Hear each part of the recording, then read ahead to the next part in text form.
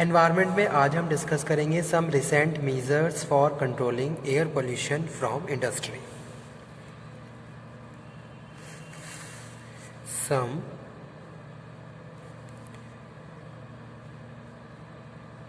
recent measures for controlling air pollution from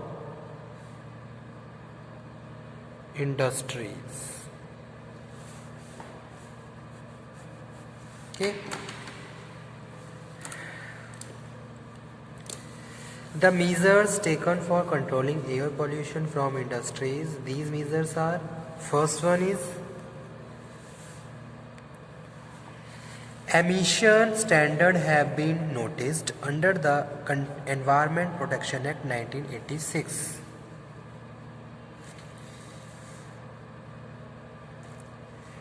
Emission standard have been noticed under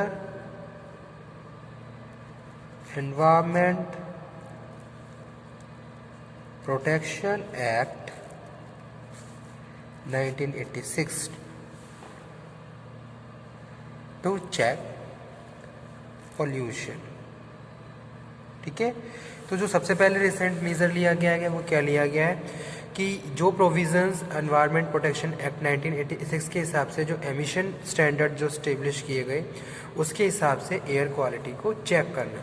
ठीक है, तो पहला recent major यही है कि भाई जो एनवायरनमेंट प्रोटेक्शन एक्ट है उसके हिसाब से जो प्रोविजंस रिलेटेड है एमिशन स्टैंडर्ड से उसके हिसाब से एयर पोल्यूशन को चेक करना। सेकंड वन मेजर है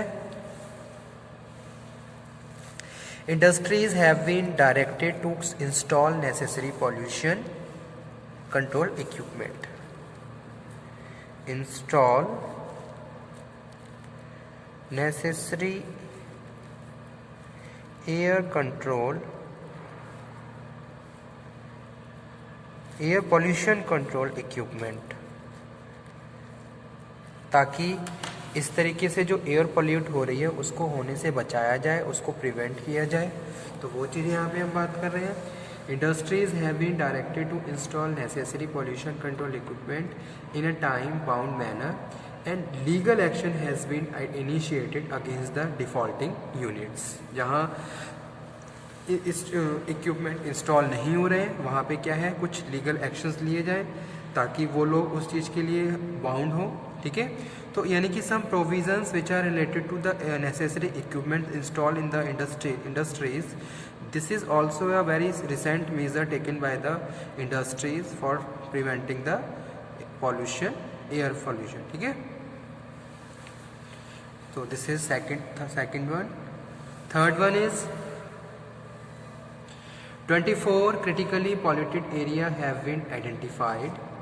Action plan have been formulated for the restoration of environmental qualities in these areas. Environmental guidelines have been involved for the setting of industries. ठीक है, तो सबसे पहले क्या है, सबसे पहले हम बात कर रहे हैं 24 critically polluted area have been identified। यहाँ पे मैं सिंपली एरिया लिख देता हूँ। Areas must be identified। ठीक है, क्रिटिकल जो कि क्या है, क्रिटिकल नेचर हो चुके हैं जहाँ पॉल्यूशन बहुत ज़्यादा है, तो ऐसे एरिया को आइडेंटिफाई किया जाए और वहाँ पे प्रिवेंटिव एक्शंस लिए जाए। The rules and regulations which are governed by the government, that rules have to follow in that area and prevent and control the air pollution. तो that is third point. 24 area हैं जो critically polluted हैं, वो identify किए गए हैं and action plan have been formulated. Action plan have been formulated, यानी कि action plan and provisions which are related to the various act that must be apply in that areas. Okay, after that fourth one measure, recent measure controlling air pollution from industries. environmental guideline have been evolved. Environmental guideline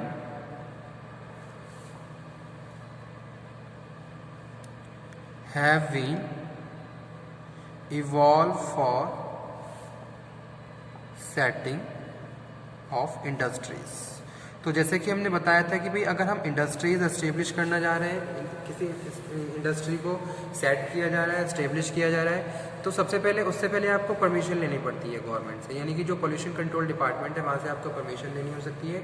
तो यानी कि कुछ guideline बनी हुई है जिसके हिसाब से किसी भी एक शहर में इंडस्ट्रियलाइजेशन होता है और उसी के हिसाब से फिर वो वहाँ पे इंडस्ट्री के लिए परमिशन मिलती है। ठीक है, तो वो ये भी क्या है, एक बहुत ज़्यादा इंपॉर्टेंट मेजर है, रिसेंट मेजर है जो कि लिया गया है controlling for pollution. Okay, so environmental guideline have been evolve for the setting of industries.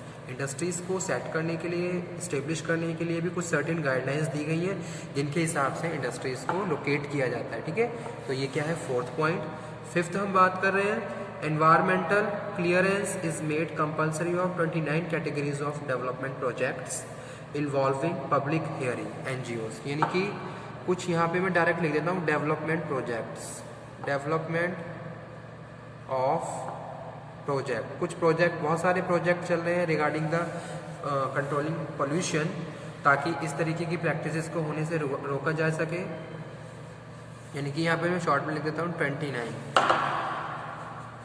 Evolving public hearing NGO participation as an important component of environmental impact assessment process. ठीक है, after that sixth one is environment audit in the form of environmental statement has been made mandatory for all polluting industries.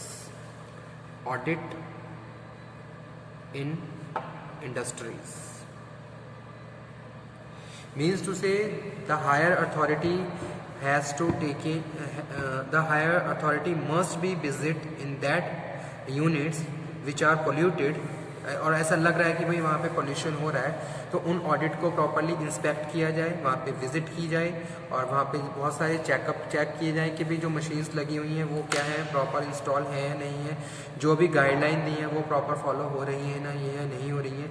So this is a very important thing and important factors which are related to the industrial pollution और and taken by recently from the higher authorities. Okay, so environment audit in the form of environmental statement has mandatory for all polluting industries. So this is sixth point. Okay,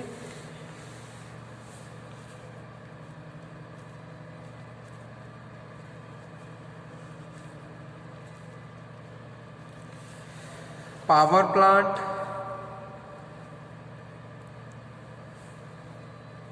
located beyond 1000 kilometers from the pit head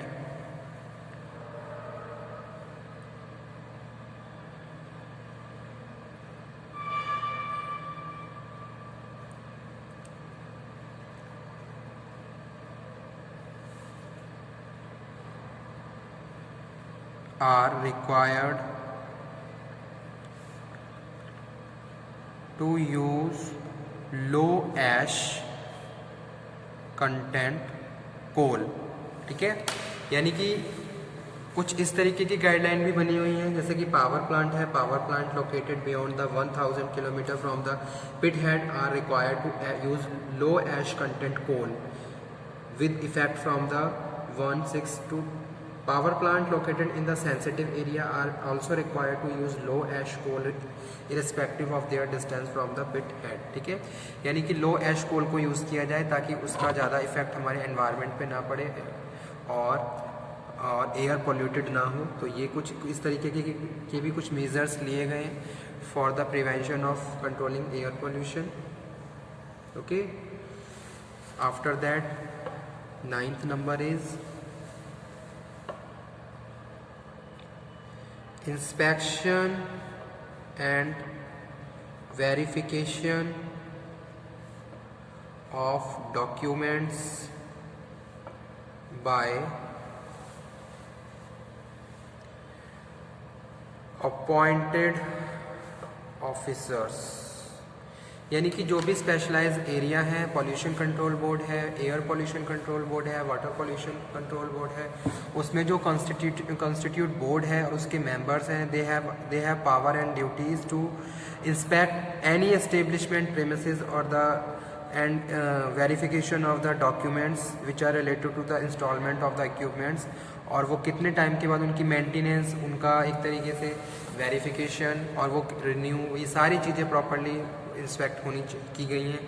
तो ये भी एक recent measure है air pollution को रोकने के लिए, क्योंकि इंडस्ट्री क्या है, एक तरीके से मेजर फैक्टर है एयर पोल्यूशन के लिए, और उसमें बहुत सारी गाइडलाइन ऐसी बनाई हैं, यानी कि कुछ अगर हम इंडस्ट्री की बात कर रहे हैं, किसी भी फैक्ट्री की बात कर रहे हैं, तो वहाँ पे जो भी रिक्वायर्ड इक्विपमेंट है वो इंस्टॉल होने चाहिए, ताकि वहाँ के एरिया को और वहाँ की एयर को पॉल्यूट होने से बचाया जा सके। ठीक है, अब उसी के साथ साथ इंस्टॉलेशन के साथ साथ उसका टाइम टू टाइम मेंटेनेंस, उसका चेक कि भाई कितना अच्छे से वो इक्विपमेंट काम कर रहे हैं, और वहाँ की क्वालिटी को वहाँ की एयर क्वालिटी को एक बार मेज़र करना, और इस तरीके के रिपोर्ट्स मेंटेन करना। तो ये सारी चीज़ें यहाँ पे हम लास्ट स्टेप में डिस्कस कर रहे हैं।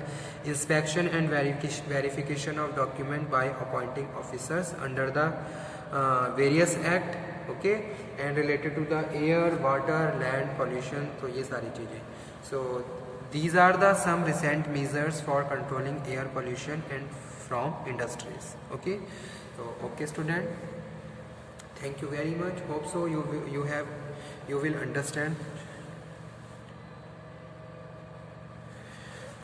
you have understood this topic. Thank you.